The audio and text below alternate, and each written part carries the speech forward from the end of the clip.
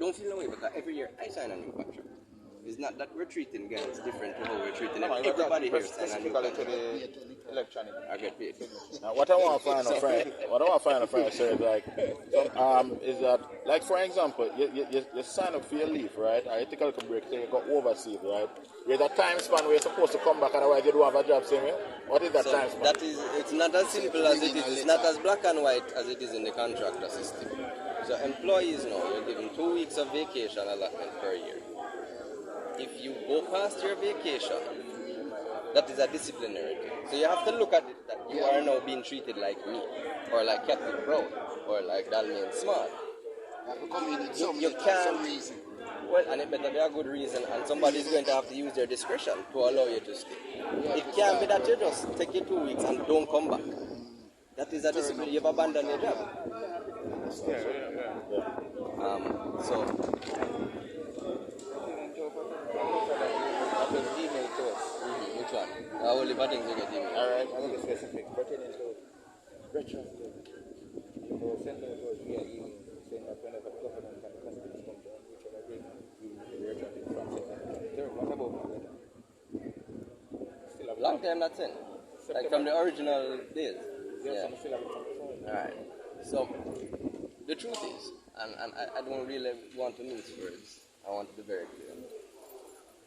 Anything that the guards are to get has to be coming from somewhere. We have to be able to collect money from the clients to pay for it. We have not collected 1 cent from the clients. Since the ruling, you're saying? April 1 is when the rates will change.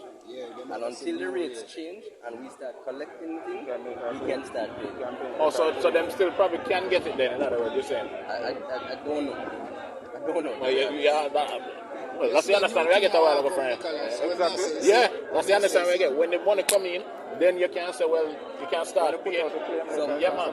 How we have approached it is that your contract of employment starts April. Right? So I want us to look at April 1 going forward. That is how I want us to do. I know that it's not as easy for you. So in other words, I know that you might say, well, I'm supposed to get this, I'm supposed to get that.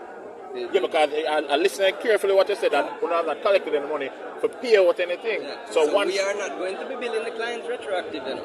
no man, we know that. Right. We are only billing them from April 1 going forward. Okay. So we don't, and I'll be honest with you, me personally, maybe the rest of the directors don't agree with me. Maybe them would have said, Nicholas, you're idiot, they don't know anything about business. And it's a good thing. Mr. Miller, I want to listen to the question. because you want to ask you something. You're saying that from September 23rd, when the court ruled, right, all of those retroactive payments were supposed to get financed. You're saying that the company do have no money to pay out them? Saying two things. The company doesn't have the money, which is something that you cannot overlook. But court ruling stated that it was going forward, not looking back. Do you know why NHT sued us? You know why? Have you read the ruling? I read a part of it. A part of it. Did you read the part where it said that the ruling is only forward looking and not backward looking? So basically, yes. Do you know why? Do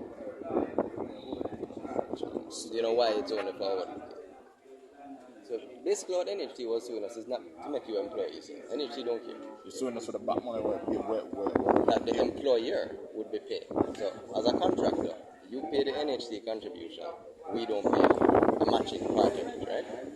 As an employee, you pay a part and we pay a part.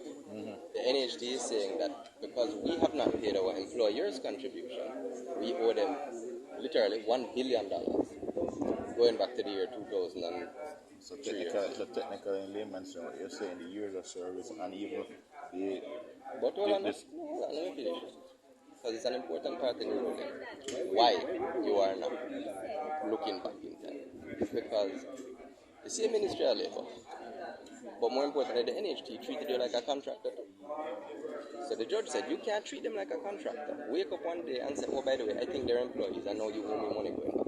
So he looked at the case and said, okay, based on the treatment that they're getting, based on the supervision, the training, the direction, the discipline, all of the things that we do, they are employees, but we're not going back in time. Because everybody treated them like a contractor. Your NHT contribution is different if you're a contractor versus an employee. Your NIS contribution is different if you're an employee versus a contractor. So all we can say the Ministry of Labour, the Ministry of Labour happily accepted your contractor NIS contribution. One of the main questions I want to ask is this, right? You said that you're not going to pay with monthly, right? Is that going forward?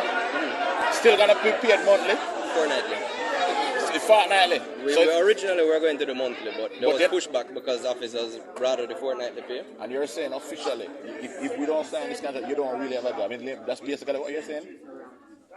Let me put it in context for you. And I wish I could set this up there. But, you know, to be honest, this meeting is a waste of time because people just shouting and nobody not listening. As of April 1, the government, for one, will only contract companies who employ their guards. If you don't have a contract of them, guessing because I don't know what exact wording it has, you will still work on a guardsman and a marksman location. Maybe all in the same uniform, definitely all in the same uniform. So although you're signing a new contract, all things being equal, you continue the duties that you were performing before. If you're a marksman guard working at Pepsi, for example, you sign a new contract, you will continue working at Pepsi. Just that your contract will be a Guardsman Metaverse contract. Okay. Basically, as far as me see with the Metaverse contract, right? Most of the things them are the same as the original contract. The only problem is the difference between the termination and the continuation.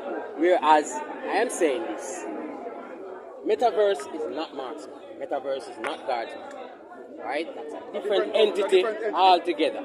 So if you're going to say, terminate this contract and come over this, that's a new business. That's a new company. So what I was saying to this gentleman, yes it is. But to tell you the truth, the company that the contract is signed under doesn't matter that much. The Metaverse thing is an internal strategy that we're using for business purposes. It has nothing to do with anything with the security officers. It's not some strategy we're using to get around anything. What is important and what is new is the content of the contract. So even if it was a Marksman Limited contract, it would say the same thing.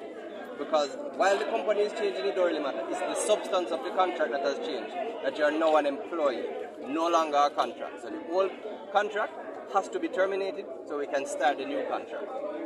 So in other words, the contract I want to make sure you understand. contract right done with that. Hold on, you need have a question. How could they all in with the new? It's alright, man. Hold on. You alright?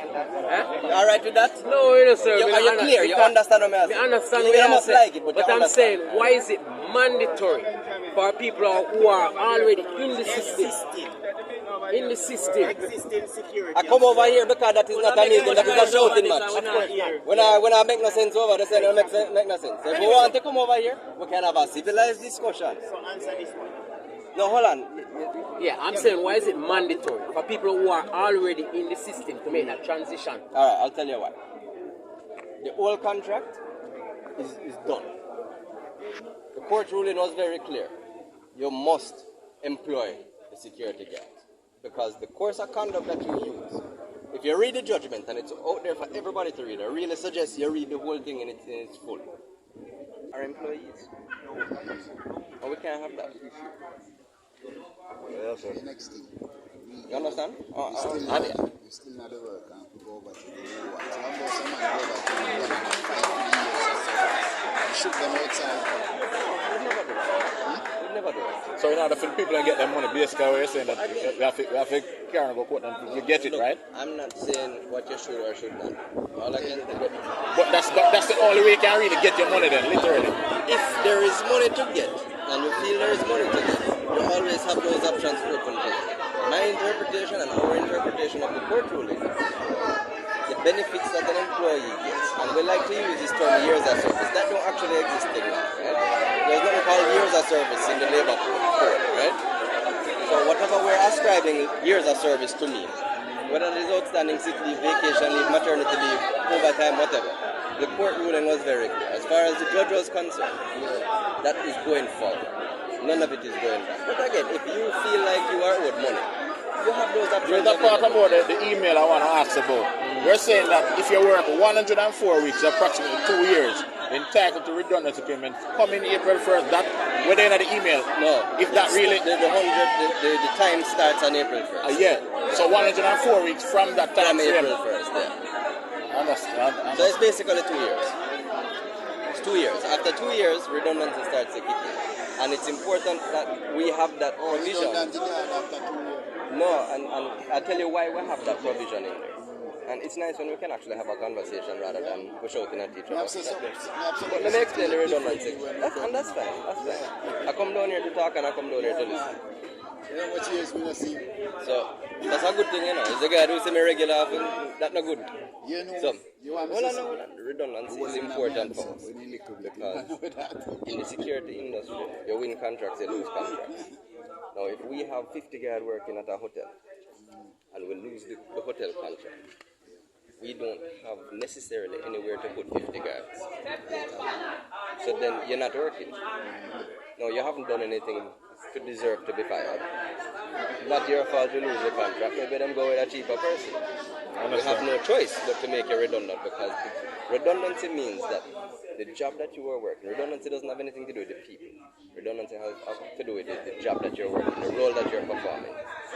So if your role is front gate security at Bahia Principal Hotel, and we no longer have the role of front gate security at Bahia Principal, that post is redundant, that role is redundant, and by extension the person is